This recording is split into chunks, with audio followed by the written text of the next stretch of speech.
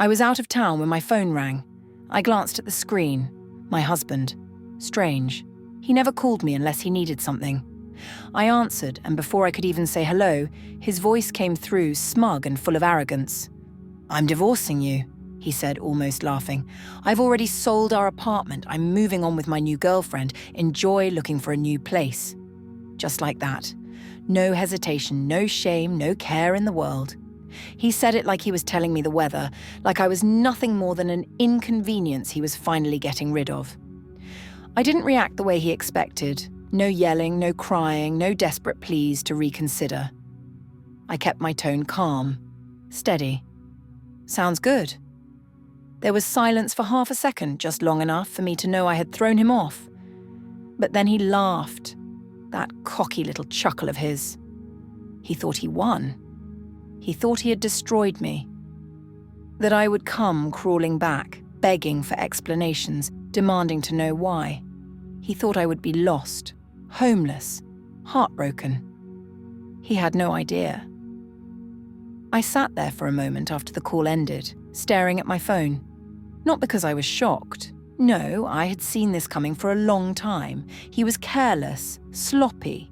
He thought I didn't notice the late nights, the sudden secretive texts, the way he started pulling away from me while playing the perfect husband in public. I noticed everything. I took a deep breath, put my phone down, and smiled. He thought he was playing the game. He had no clue that I was the one holding all the cards. And by the time I got home, he would know exactly what that meant. I didn't cry. I didn't scream. I didn't even let myself feel angry. What was the point? My husband thought he had blindsided me, that his little announcement would shatter my world. But he had no idea I had seen this coming long before he opened his mouth. I put my phone down, took a deep breath, and turned my attention back to my client. I wasn't about to let him ruin my work. I smiled, nodded at the right moments, and wrapped up the meeting like nothing had happened. Because in reality, nothing had. My life wasn't falling apart. His was about to. When the meeting ended, I packed my things and headed straight to the airport. I booked the next flight home without hesitation. No delays, no distractions. Every second mattered now. As I sat in my seat staring out the window at the clouds, I could feel it, the shift in the air, the quiet before a storm. A storm he didn't even know was coming. Because here's the thing, he thought he had the upper hand. He thought he had all the power. He assumed I would come back, devastated, scrambling to figure out where I would live, what I would do next. But what he didn't know was that I already had a plan. A real one.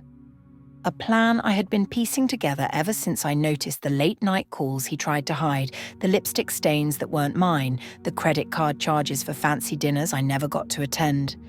He thought he was so smart, so careful, but I wasn't stupid either. By the time my plane landed, every step was clear in my mind. I knew exactly what I was going to do, exactly how I was going to play this.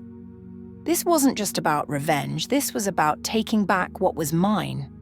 And by the time I walked through that front door, he was going to wish he had never made that call. The taxi pulled up in front of the apartment building, the place I had called home for years. But today it felt different. Not because I was heartbroken. Oh no, that wasn't it. It felt different because I knew this was no longer his home. I stepped out, suitcase in hand, and walked through the entrance with my head held high.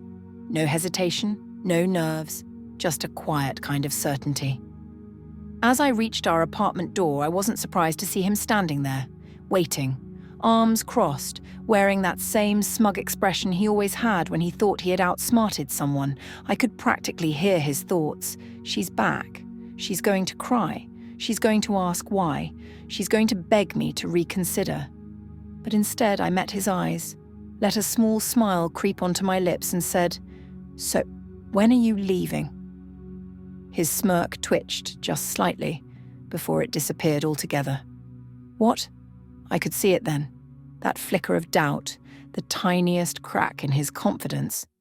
He wasn't expecting this. I stepped past him, rolling my suitcase inside like I owned the place. Because, well, I did. He turned, confusion plastered across his face. What do you mean, when am I leaving? I already told you, I sold the place.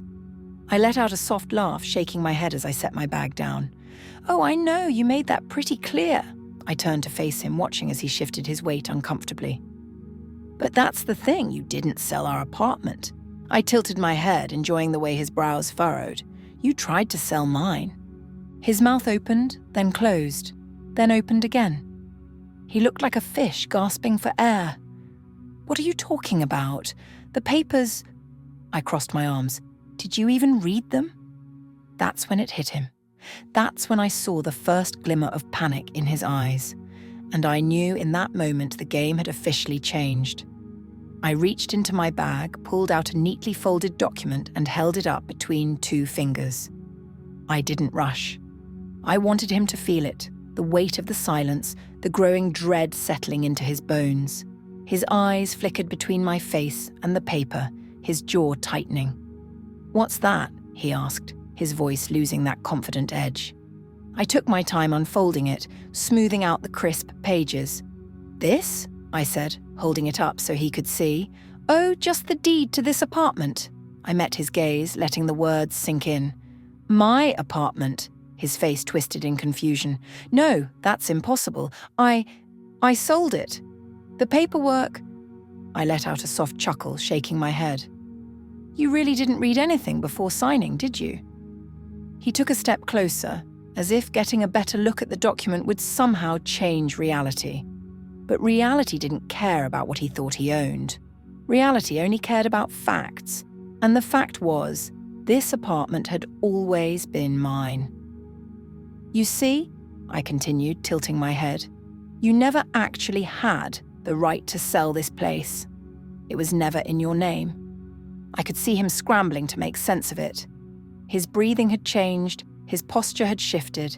He was no longer the arrogant man who had called me just days ago to gloat. No. Now he looked small. No, no, no, he mumbled, rubbing his hands over his face. That agent, he told me. I laughed. Oh, you mean the buyer? I stepped forward, lowering my voice just a bit. Yeah, about that. His hands dropped and he stared at me, suspicion flickering in his eyes. What do you mean? I shrugged. I mean, you did sell the apartment, technically, but the buyer, that wasn't some random person looking for a new home. I smiled. It was me. Silence. He blinked, shaking his head like he misheard me. What? Oh, you heard me. I waved the document in front of his face. I had a little fun with this one. See, I already knew what you were up to. So I made sure the buyer was actually a company under my name.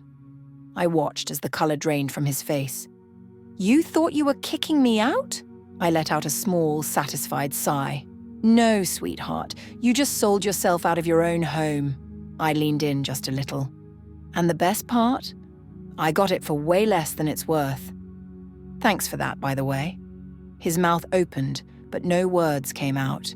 He had spent so long thinking he was in control, playing his little games. But the game was over, and he had just lost everything. I had known about his affair for months. The late nights, the sudden work trips, the perfume that wasn't mine lingering on his shirts. He thought he was being sneaky, but he was just being careless. And I was just being patient. Because while he was busy sneaking around, thinking he had everything under control, I was setting up my own plan. The first thing I did was create a shell company. Nothing fancy, just a small business name on paper, something that looked completely unrelated to me. Then I had a friend, someone he had never met, pose as an interested buyer. It was almost too easy. He never questioned it. Not once. When he decided to sell our apartment behind my back, he thought he was making a bold move, cutting me off without a second thought. But what he didn't realize was that every single step of the sale had gone exactly the way I wanted it to. The moment he signed those papers, he thought he was free. He thought he had the upper hand, laughing at me over the phone, telling me to enjoy looking for a new place. But there was one tiny problem for him. He never actually got the money. You see, I said, watching his face as the realization sank in. You did sell the apartment, but the money? Yeah, that never reached your hands. His breathing turned shallow, his fingers twitching at his sides. What the hell are you talking about? I smirked. The buyer, the one who paid for this place. That was me. He looked at me like I had spoken another language. No, that's not possible. The payment was never real, I finished for him. The buyer was my friend. The company? Mine. The money? A little trick on paper. The deal? A setup. His lips parted, and for the first time, I saw it. Pure panic. He had walked right into my trap. You didn't just lose the apartment, I continued, my voice calm. You handed it over to me, for free. I let that sink in. He had tried to kick me out thinking he had won, but in reality, I had just made him homeless.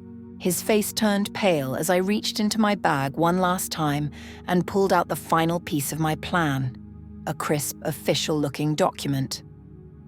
I unfolded it slowly, savoring the moment. He didn't even try to hide his fear anymore. His eyes darted between the paper and my face, searching for some kind of loophole, some way out of this. There wasn't one. With a small smile, I held it out to him. Go ahead, take a look. He snatched it from my hand, his fingers shaking as he read the bold letters at the top. Eviction notice. His throat bobbed as he swallowed hard. His hands clenched the paper so tightly I thought he might rip it in half. But that wouldn't change what was written there. You don't live here anymore. My voice was calm, almost casual, like I was reminding him of something he had simply forgotten. His head snapped up, his expression somewhere between shock and denial. You can't do this. I tilted my head. I think you'll find that I can. He shook his head violently, stepping back as if that would somehow make this all disappear. But my girlfriend and I were supposed to move in. I let out a short laugh. Oh, that's unfortunate. I pressed a hand to my chest, pretending to be concerned. Really, I feel terrible for you both. I didn't. Not even a little. He ran a hand through his hair, his breathing picking up. Wait, maybe we can work something out. Maybe. I held up a hand, cutting him off. Nope. His mouth snapped shut. I shrugged. Sounds like a you problem. Because that's exactly what it was. His problem. He had lied. He had cheated. He had thrown away everything we built together for a fling he thought was worth more than me. And now? He had nowhere to go. He opened his mouth again, probably to beg, to argue, to say something, but I didn't care. I picked up my suitcase, walked to the door, and opened it. You should probably start packing. Then, without waiting for a response, I stepped outside. And for the first time in a long time, I felt completely free. I didn't stop at just taking the apartment back. Oh no, that would have been too easy. If he thought losing his home was the worst part, he was in for a much bigger surprise. By the time he realized what had happened, it was already too late. The first thing he noticed? The locks. I had them changed the moment I got home. No more keys for him. No more easy access. He could stand outside all he wanted, but without me, he wasn't getting in. And I wasn't about to let him back into a place that no longer belonged to him. Then came his precious belongings. I wasn't the type to toss his clothes out the window in a fit of rage. No, I was much more thoughtful than that. Everything he owned, his suits, his shoes, even the watch he loved so much, was neatly packed in boxes and sent straight to her place. After all, that's where he planned to start his new life, right? It only made sense that his things should be there waiting for him. And then, the grand finale, his bank account. He had always been careless with money, trusting me to handle most of our finances. He thought it was convenience. I knew it was stupidity, because our joint savings, the one he had been so confident in, well, turns out he made a very big mistake when he opened that account. He had put it in my name. So, before I left the apartment that day, I did one last thing. I drained every last cent. Every dollar he had foolishly left in my reach was now sitting safely in an account he couldn't touch. I didn't even need the money. But knowing he had nothing, that was satisfying enough. When he finally called me, furious, panicked, practically begging for an explanation, I let him rant for a while. I listened as he demanded his money back, as he screamed about how unfair I was being. And then, when he finally ran out of breath, I simply said, "Sounds like a you problem." And I hung up, because this time I was the one laughing. He begged. The arrogant, smug man who had laughed at me over the phone just days ago was now a stuttering, desperate mess. I watched as reality hit him like a truck. His apartment? Gone. His money? Gone. His possessions? Already sent to his sweetheart's place. And now he stood in front of me, wide-eyed, like he couldn't believe this was actually happening. "We can talk about this," he started, his voice shaky. I almost laughed. Talk? Now he wanted to talk? Where was this energy when he called me, telling me to enjoy looking for a new place? I held up a hand, cutting him off. "Talk to your lawyer." His face twisted in frustration. "Come on, we don't have to do this." I smirked. "Oh, wait, you can't afford one." His lips parted, but nothing came out. He knew I was right. He had no home, no savings, and now no way to fight back. And then, just when I thought this moment couldn't get any better, she walked in. His girlfriend. She had been waiting in the car, probably expecting a victorious reunion in their new home. Instead, she walked into a nightmare. "What's going on?" she asked, her eyes darting between us. I crossed my arms and leaned against the doorframe, enjoying the show. "Tell her," I said, tilting my head toward him. He looked at me, then at her, his mouth opening and closing like a fish gasping for air. "Baby, You lost everything, didn't you?" She interrupted, her expression hardening. Silence. She took a step back, disgust flashing across her face. "Oh my God, you're broke." His shoulders tensed. "It's not like that. We? Oh, no, she scoffed. And there's no we. I didn't sign up for a homeless, penniless idiot." And just like that, she turned on her heel and walked away. He stood there, frozen, his entire world crumbling around him. I let the moment hang in the air before stepping forward. "Looks like she made her choice." He didn't respond.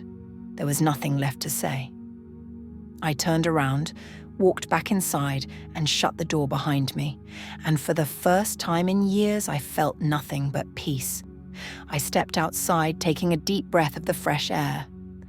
For the first time in years, I felt completely free. No weight on my shoulders, no toxic presence pulling me down. Just me, standing tall, victorious, while the man who once thought he had everything watched his world fall apart. He didn't move. He just stood there looking lost, like he couldn't quite process how quickly everything had slipped through his fingers. Just days ago, he was laughing at me over the phone, thinking he had won. Now, he had nothing. No home, no money, no girlfriend. I almost felt bad for him. Almost. I adjusted the strap of my bag and took a slow step forward. He flinched slightly, as if expecting me to say something, to give him another chance to offer some kind of help. He really didn't know me at all. I stopped just before passing him, tilting my head slightly as I looked at his pathetic, crumbling figure. His shirt was wrinkled, his hair a mess, and for the first time since I met him, he looked small. I smirked. Enjoy looking for a new place. His face twisted with anger, but he had no words. There was nothing he could say to change what had already been done. And me? I walked away. I didn't turn back. I didn't hesitate. I didn't even feel the need to see his reaction. He was part of my past now, and I had no interest in dragging him into my future. I hailed a cab, sliding into the back seat as the driver asked, "Where to?" I smiled to myself, anywhere but here, because this was my fresh start, my new beginning, and I was finally free.